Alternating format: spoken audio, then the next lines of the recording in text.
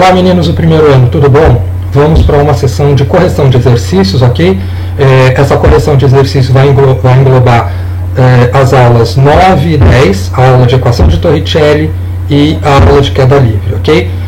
Uma sugestão, assistam esses vídeos, refaçam os exercícios. Se vocês tiverem dúvida, pausem o vídeo, façam novamente, leiam a teoria e retomem o vídeo, ok? Mas antes de assistir, tentem fazer os exercícios para depois conferirem as suas respostas, ok?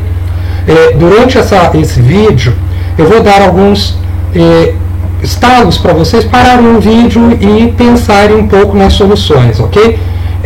Vão ser alguns vídeos, eu estou pensando em fazer 3 ou 4 vídeos de correção de exercícios, tá? Esse daqui é um deles, no caso, a correção da aula 10 de queda livre. Vamos lá. Então a primeira questão diz o seguinte: uma pessoa esbarrou em um vaso de flores que estava na mureta da sacada do apartamento, situado a 40 metros de altura em relação ao solo. Como consequência, o vaso caiu verticalmente a partir do repouso. Desprezando a resistência do ar, calcule a velocidade com que o vaso atingiu a calçada, dado que a gravidade é 9,8 metros por segundo. Então nesse momento aqui, pare o vídeo e anote os dados que o problema está te dando, ok? Beleza. Então você deve ter lido novamente o problema e anotou os dados em que o problema está dando. Quais são eles? A altura em relação ao solo, ok? E a velocidade inicial. Bom, como ele partiu do repouso, a velocidade inicial é zero, ela é nula. Então, nós temos a altura h, a altura em relação ao solo, de 40 metros, a velocidade inicial, que é o zero, e a aceleração da gravidade. Então perceba o seguinte, ele quer no problema a velocidade com que o solo atingiu a calçada. Então ele quer que calcule a velocidade final, dando a altura e dando a velocidade inicial, ok? Então para isso nós temos o seguinte, nós temos a equação de Torricelli, que ela não utiliza do tempo. Então nesse problema não precisamos do tempo de queda, ok? Então, utilizando a equação de Torricelli, nós temos a velocidade final, a velocidade inicial e a altura. Então, não precisamos do tempo. Olha lá, velocidade final, a inicial, a gravidade e a altura. Então, nós vamos utilizar da equação de Torricelli. Lembrando que a equação de Torricelli não é uma equação horária, ela não precisa do tempo. É uma função da velocidade em função da altura de queda, ok? Então, v ao quadrado, v0 ao quadrado, 2 vezes a gravidade vezes a altura. Então, nós temos a velocidade inicial, que é 0, nós temos a gravidade e nós temos a altura, que é 40. Tá? Então, substituindo os valores no problema, ok? Nós temos 0 ao quadrado, 2 vezes 9,8 vezes 40, chegamos a 740.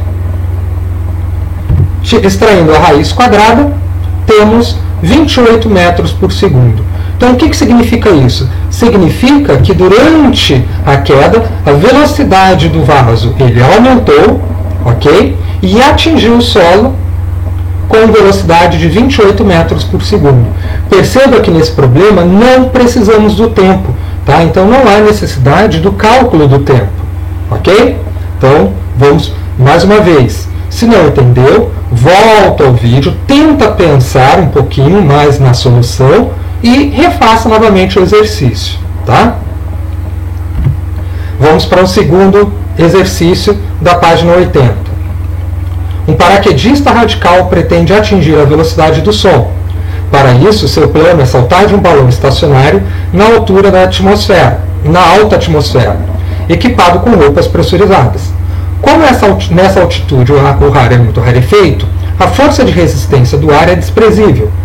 Suponha que a velocidade inicial do paraquedista em relação ao balão seja nula e que a aceleração da gravidade seja igual a 10 metros por segundo ao quadrado. Aqui, gente, ele está considerando essa gravidade. Mas lembrando que quanto maior a altura, menor é a aceleração da gravidade, ok? Então, nesse caso aqui, ele faz um arredondamento bem grotesco da aceleração da gravidade. Mas lembrando, a aceleração da gravidade ela diminui conforme a altura do corpo, ok? Então, continuando, a velocidade do som nessa altitude é de 300 metros por segundo. Calcule o tempo que ele atinge a velocidade do som e a distância percorrida nesse intervalo. Bom, então vou dar uma pausa aqui para você pensar um pouquinho, primeiro, anotando os dados que o problema dá, ok? Então, pausa o vídeo e anote esses dados.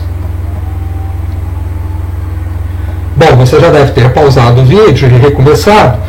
Você percebeu o seguinte: quais são os dados que o problema te dá? Então, ele te dá inicialmente a velocidade inicial, ok? E ele te dá a velocidade do som. Por que é a velocidade do som? Porque é a velocidade que ele quer que o paraquedista atinja, ok?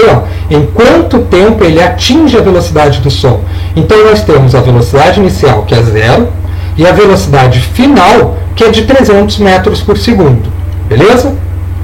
Bom, ele também dá a gravidade, então é 10 metros por segundo.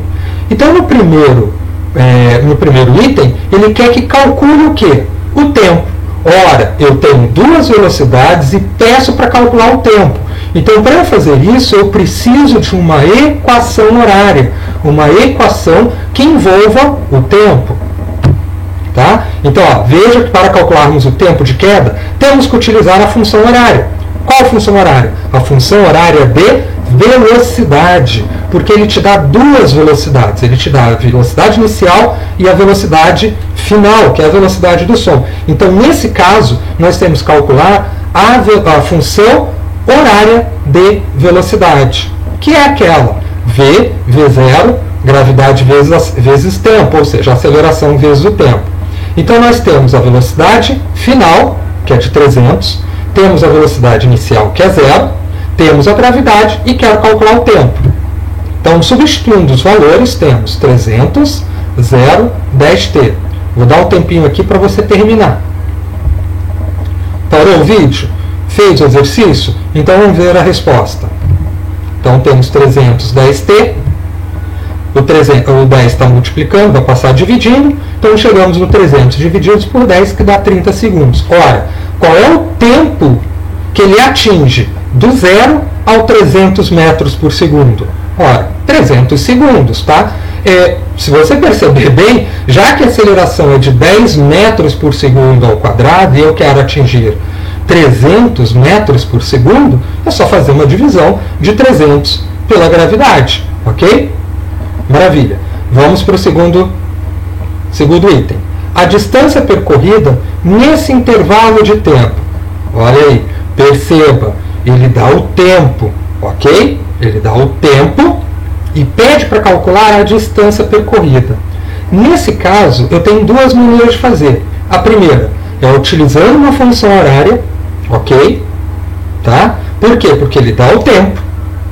Você já calculou, então ele te dá o tempo e quer calcular a distância.